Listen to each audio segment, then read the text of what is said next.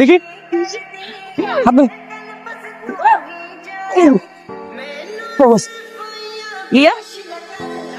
ঠিক আছে আপনি? হ্যাঁ ঠিক আছেন?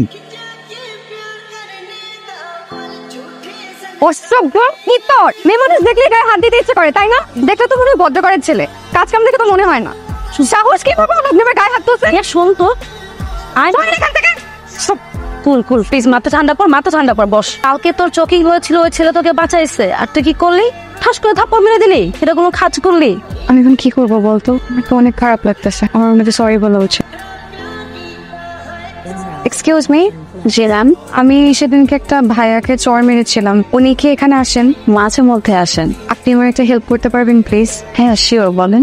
আপনি আমার নাম্বারটা একটু রাখবেন, উনি যদি নেক্সট টাইম এখানে আসে আপনি প্লিজ আমাকে একটা কল দিন। আসলে আমি অনেক গিল্টি ফিল করছি ওইদিনকে পর থেকে, আমি একটু ওনাকে সামনাসামনি সরি বলতে চাই। আপনি আমার নাম্বারটা একটু রেখে দেন, 01। আপনি প্লিজ আমাকে একটু কল দেবেন আসলে। কিন্তু ভাই আমি ভাবতেছিলাম যে ওই ডিজাইনের একটা জায়গায় একটু ঝামেলা আছে, আইনি ডিজাইনটা বেড়ে রয়েছে।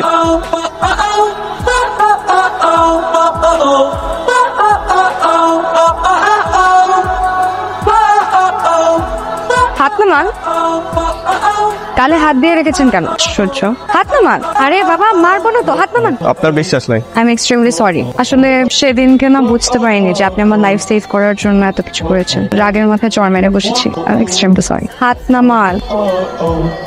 আপনি এত জোরে মারবেন জানলে জীবনেও আপনার জীবন বাঁচাতে যেতাম না। এটা কি বিষ না চকলেট? তো বাবুরা খায়, আমি কি বাবু নাকি? আমিও তো চকলেট খাই, আমি বাবু? ওইতেও পারে আপনি আবার কার জান বাবু জানবো। এক্সকিউজ মি, আমি কারো জান বাবু ফান বাবু না। ও নাই, তাহলে ঠিক আছে। কি বললাম? ঠিক আছে বসেন।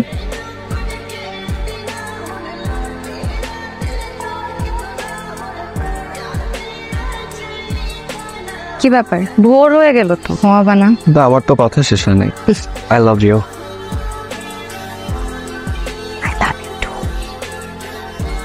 আচ্ছা রাখে, বাই। আরে সাদা কত কাজ পড়ে আছে, দেখো তো, তুই কাকে দেখাবি? আসসালামু আলাইকুম আন্টি, আমি রিয়া। কি সুন্দর। কি মা, তোমার হাত খালি কেন? হ্যাঁ দেখে মেয়েদের হাত খালি রাখতে নেই, এতে করে স্বামীর অমঙ্গল হয়। লক্ষ্মী মা, মাশাআল্লাহ। আচ্ছা আবার ভাইজান কবে মারা গেছে? কি প্রশ্ন করো, ভাইজান তো মারা যাননি, উনি তো সেপারেশনে আছে, তাই না? আমরা ওদের ডেটটা ঠিক করে ফেলি, সামনে শুক্রবারের কথা বলি। আগামী সপ্তাহ কেন, এই সপ্তাহতেও যদি ডেট করেন না আমাদের কোনো সমস্যা নেই, নাকি বলো? কিন্তু আপা বিয়েতে কিন্তু ভাইজানকে থাকতেই হবে। আচ্ছা শোভন, কি ভাবলে? কি ভাববো, আগামী সপ্তাহে বিয়ে, অফিসের ছুটি পেয়ে গেছি, আমাকে জানা দেওয়া হয়েছে আমার তো একটাই মামা, মামা নোয়াখালী থেকে ঢাকায় চলে আসবে খুব শীঘ্রই। আর বাবা? বাবাকে কেন লাগবে? মানুষের কি বাবা না থাকতে পারে না? আনিস, এটা নিয়ে আমার ফ্যামিলিতে কথা হচ্ছে। ধরে নাও আমি এতিম, এতিম ছেলেদের বিয়ে হয় না, ধরে নাও আমার বাবা মরে গেছে। বাবার খবর পাওয়া গিয়েছে, হোয়াটসঅ্যাপ চেক করুন, আমি ঠিকানা দিয়ে দিয়েছি। আপনি কে? কি জাফর সাহেবের বাসা?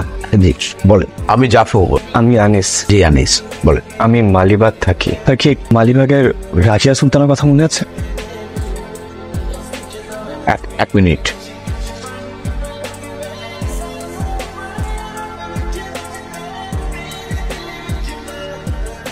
তুমি আমার ঠিকানা পেলে কোথায়? তোমার মা দিয়েছে না? এত বছর পর কি কারণে এখানে আসতে হলো? কেন? আমি আপনার ছেলে, আপনি আমার বাবা, আমি আমার বাবাকে খুঁজতে আসছি, এখানে উদ্দেশ্য কি থাকতে পারে? উদ্দেশ্য তো অবশ্যই আছে, তা নাহলে তুমি এত বছর পর আমার সামনে এভাবে কেন এসে দাঁড়াবে?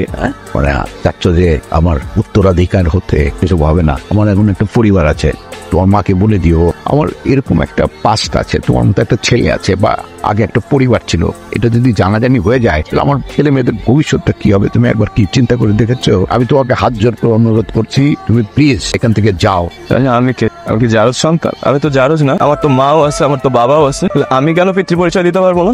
ভয় নাই, আমি আপনার সম্পত্তি নিতে আসি নাই, আপনার দেখতে আসছিলাম যে বাবা জিনিসটা কেমন, বাবা পিতা নাকি বাবা মিঠা, বাবা কিভাবে আদর করে, বাবা কিভাবে শাসন করে, বাবার গায়ের গন্ধটা কেমন। সবাই বাবা দিবসে শেয়ার দেয় যে আমার বাবা আমার হিরো, আমি দেখতে আসছিলাম যে আমার বাবা আমার হিরো নাকি ভিলেন। আমি এখানে কেন আসছিলাম জানেন? সামনে আমার বিয়ে, আমি ভাবছিলাম যে বিয়ের দিন অ্যাটলিস্ট বাবা আমার সাথে 10টা মিনিট থাকো, যাতে কেউ না বলতে পারে যে আমি মাকে অনেকবার আপনার কথা জিজ্ঞেস করবে, মা কিচ্ছু বলে নাই, কখনো বলে নাই। এখন বুঝি মা কেন বলতে চায় নাই।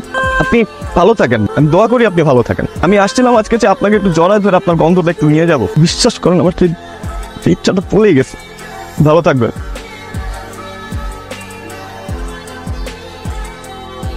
কি রে, কি হয়েছে বাবা? আজকে একজনের সাথে দেখা করতে গেছিলাম, মা জানতে চাই আমাকে। এই জন্যই আমি তোকে নিষেধ করেছিলাম দেখা করতে। এই লোকটার কাছে স্ত্রী, সন্তান, সংসারে কোনো মূল্য নেই। মানুষটা তো একই, মা বাবাও এক, তারপর সন্তানদের জন্য এত দরদ, এত মায়া, এত ভালোবাসা, তা আমার জন্য নাই কেন? আউযুবিল্লাহি মিনাশ শাইতানির রাজিম। বিসমিল্লাহির রহমানির রহিম। আজ পবিত্র দিনে আমরা একটা শুভ কাজে বসছি। জনাব আরিয়া চৌধুরী, পিতা মারুফ আহমেদ, মাতা শারমিন আহমেদ 10 লক্ষ 1 টাকা দেনমোহর ধার্য করিয়া বলুন মা কবুল। মাশাআল্লাহ কবুল। জনাব আনিস চৌধুরী, বাবা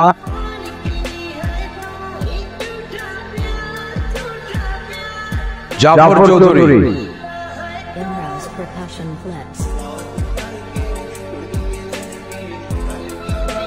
মাহে চলো বাসায় চলো, চলো বাবা, অনেক রাত হয়ে গেল, চলো চলো আসি। বাবা, আমি তোর সাথে অনেক অন্যায় করেছি, বছরের পর বছর তোকে বাবার স্নেহ থেকে বঞ্চিত করেছি, তোর সাথে তোর মায়ের সাথে অনেক অবিচার করেছি, পারলে আমাকে মাফ করে দিস বাবা। বাবা আপনাকে ক্ষমা করার মতো স্পর্ধা আমার নাই। আপনি আজকে আসছেন, আমি খুব খুব খুশি আছি বাবা।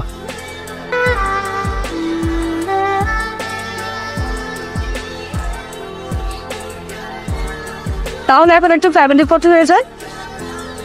এসো